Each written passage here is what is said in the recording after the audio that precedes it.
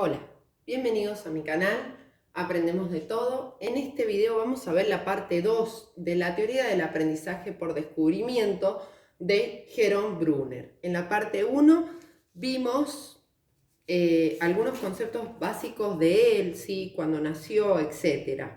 ¿Qué es un aprendizaje, según él? ¿Qué es el aprendizaje por descubrimiento? Vimos el objetivo de esta metodología, vimos las ideas principales y ahora vamos a retomar con los principios del aprendizaje por descubrimiento y ya continuamos con temas nuevos como los aspectos para este aprendizaje, las variables, qué es importante para el alumno, los modelos de aprendizaje, que son 3, y los tipos de razonamiento que él genera. Como les decía, los principios es que él dice que todo conocimiento es aprendido por uno mismo a través de la comunicación, siendo la clave principal la transferencia.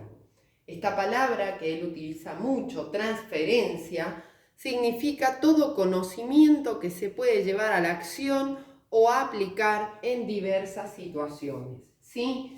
Y vemos ahora los aspectos de un aprendizaje significativo. En primer lugar, la predisposición. ¿A qué se refiere a esta predisposición a aprender? Es el aprendizaje que depende de la exploración de alternativas, también relacionado con la motivación. Existe una motivación externa, es decir, yo estudio para sacarme un 10, ese 10 viene del exterior, o para llegar a la bandera, eso viene del exterior, y una motivación interna, ¿sí? Quiero aprender esto. Entonces, dijimos, el aprendizaje depende de la exploración de alternativas. El segundo aspecto de un aprendizaje por descubrimiento es la estructura y forma. ¿A qué se refiere? Es la forma en la cual se presentan o representan los conocimientos, desde lo simple para facilitar la comprensión. La comprensión va a ser despertar de los conocimientos previos del alumno y del tema que se quiere enseñar. O sea, nos habla de esa planificación, de esa secuencia que realiza el docente para enseñar, ¿sí? Entonces, es la forma en la cual se representa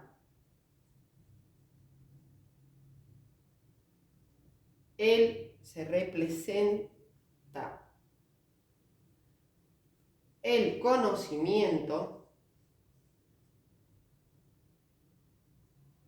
desde lo simple a lo complejo.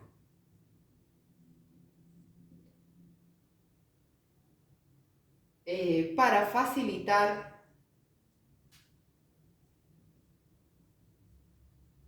la comprensión.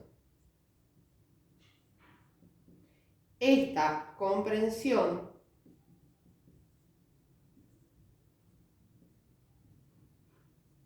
va a depender de los conocimientos previos del tema que se enseña. Bien, otro aspecto de este aprendizaje es la secuencia de presentación.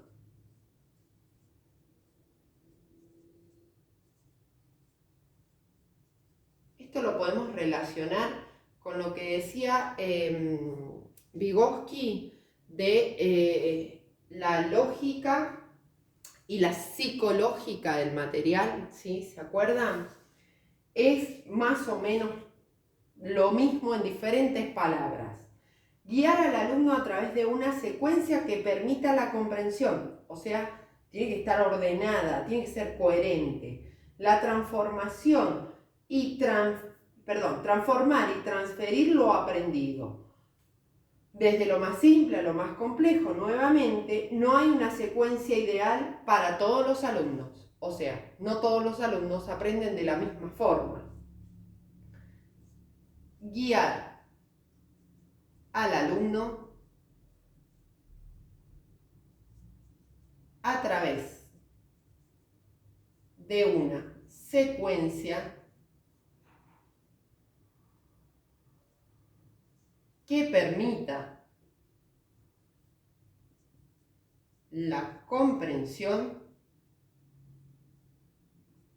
la transformación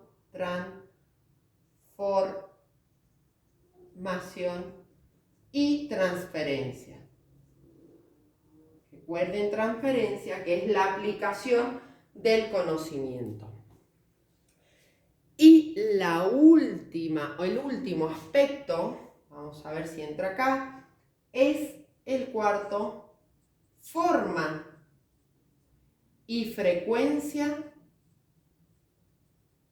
del refuerzo.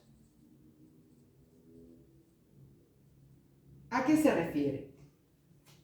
El aprendizaje depende en gran medida de que el alumno verifique los resultados en un momento que le permita corregir su acción, es decir, lo que llamamos prueba y error. El alumno pueda accionar y verificar lo que realizó, ¿sí? Entonces, el aprendizaje depende de la verificación de lo aprendido. Bien, vamos a ver ahora, ya les corrijo la cámara, vamos a ver las variables del aprendizaje, ¿sí? Ahí. ¿Qué son las variables? Lo que va a variar en el aprendizaje del alumno, ¿sí? Dependiendo de estas tres variables, es si el alumno va a lograr un aprendizaje o no, ¿sí? Bien. Si me dan un segundo. Variables. Primer variable, momento en que se entrega la información. Ya voy a dar un ejemplo. Momento en que se entrega la información. Por ejemplo, cuando damos clases muy temprano, ¿sí? A las 8 o 7 y media de la mañana, no conviene comenzar con lecturas tediosas y monótonas, porque el alumno tiende a dispersarse, ya que no está totalmente despierto, ¿sí? O se aburre, por lo tanto no logramos que se motive, ¿sí? Otro de los aspectos es la forma, ¿sí? O sea, la didáctica, la forma en que se entrega la información. Si quieren saber más sobre la didáctica, tienen en el canal una lista de reproducción completa sobre ese tema. Y otra de las variables muy importantes son las condiciones del alumno. ¿A qué se refiere con estas condiciones del alumno? En primer lugar, el conocimiento previo que él tenga. Eso le va a permitir conectar el nuevo conocimiento o no. Y por otro lado, también muy importante, la etapa del desarrollo cognitivo. Las etapas del desarrollo cognitivo las trabaja Piaget en su teoría. Bien, ¿qué es importante para el alumno?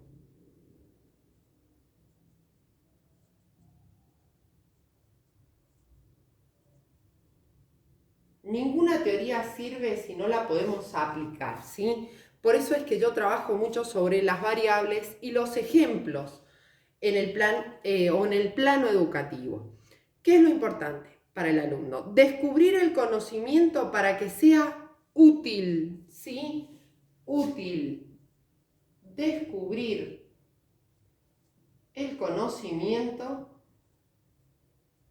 para que sea útil. Otro, diversas situaciones para la aplicación del conocimiento. Diversas situaciones para la aplicación del conocimiento, siempre priorizando las situaciones problemas, ¿sí? Y los momentos de verificación, que los vimos recién, donde él pueda comprobar si aplicó en forma correcta o incorrecta ese conocimiento y pueda revertirlo, ya que el error está visto como la construcción de más aprendizaje o un aprendizaje significativo, ¿sí? Recordemos que antes el error estaba visto como algo negativo, ¿sí? Luego de las teorías cognitivistas, todo lo contrario, el error es positivo, ya que genera mayor conocimiento. Bien, ¿qué vamos a ver ahora? Los 3 modelos de aprendizaje que él presenta. El primer modelo es el inactivo, que otra vez nos remitimos a la teoría de Piaget, ya que este aprendizaje inactivo se da mediante la acción de las propias experiencias en los primeros años de vida, ¿sí? Se da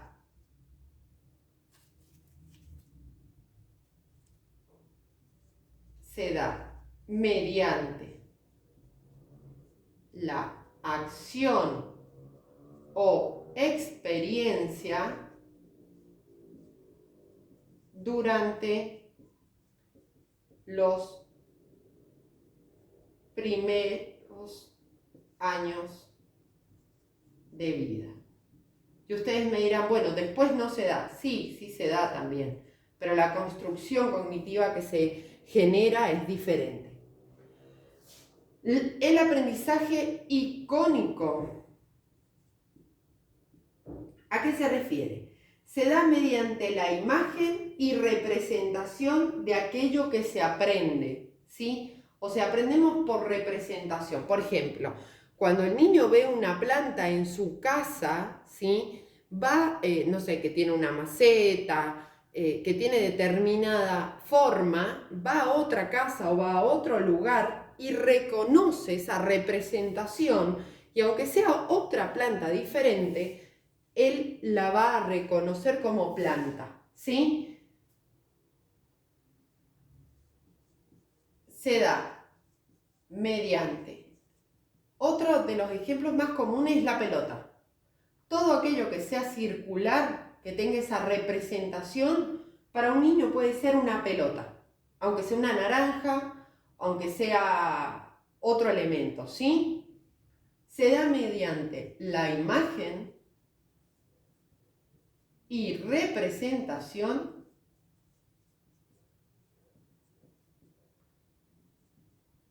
de aquello que se aprende. Bien. Sin embargo, la representación no solo está ligada a imágenes, ¿sí? Por ejemplo, esto que yo genero, que se llama organización en mapas mentales o mapas conceptuales, también es una representación de un conocimiento, ¿sí? Porque ustedes lo ordenan. Bien, el último es el simbólico. ¿A qué se refiere con este modelo de aprendizaje? Es el aprendizaje mediado por los símbolos convencionales y arbitrarios del lenguaje. Y fíjense acá otra relación con Vygotsky. Dice, lenguaje como herramienta y creación cultural que nos permite apropiarnos de la cultura de los conocimientos y saberes. Si me permiten, voy a bajar un poco para generar lugar. A ver, ahí. Un segundito, bajo esto. Dice, es el aprendizaje mediado por los símbolos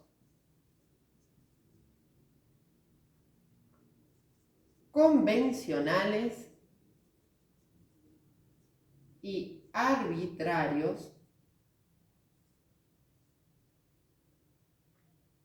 del lenguaje, para apropiarnos de la cultura, los conocimientos y saberes. Eso lo digo en forma oral, ya que no me entra en el pizarrón. Bien, ahora voy a volver a colocar la cámara ahí. Vamos a ver el último tema, disculpe que se me ha hecho tan extenso, los tipos de razonamiento, que también me parecieron muy importantes que él los destaca, ¿sí?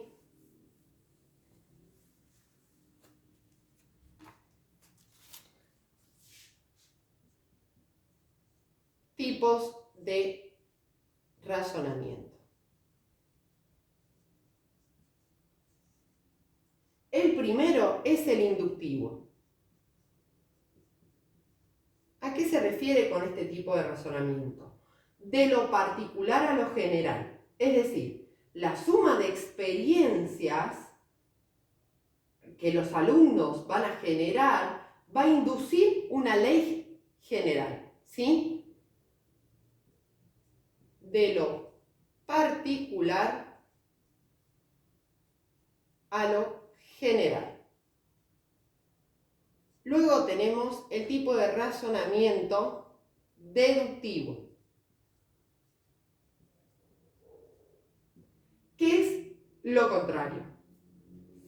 Propio de los aprendizajes lógicos y formales, mediados por silogismos. Esto es de lo general a lo particular. Por ejemplo, todos los hombres son mortales. Sócrates es un hombre, por lo tanto, Sócrates es mortal. ¿Sí?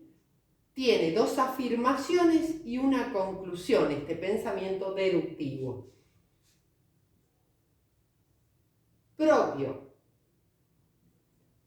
de los aprendizajes lógicos formales, mediante silogismos. Básicamente de lo general, es lo contrario al inductivo, a lo particular. Como les dije recién. ¿Por qué de lo general? Si yo digo, todos los hombres son mortales, ahí tengo la generalización. Sócrates es un hombre, ahí tengo lo particular. Por lo tanto, Sócrates es mortal.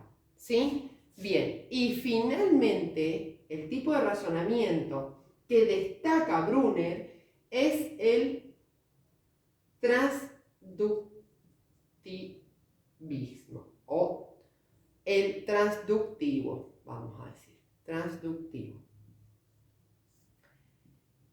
Este tipo de razonamiento también es llamado pensamiento imaginativo o artístico. Produce analogías y metáforas. Por eso es creativo, artístico. Bien, tema terminado. Si te sirvió el video, comparte, regálame un me gusta y suscríbete. Si tienes alguna duda o comentario, puedes dejarlo debajo del video. Muchas gracias.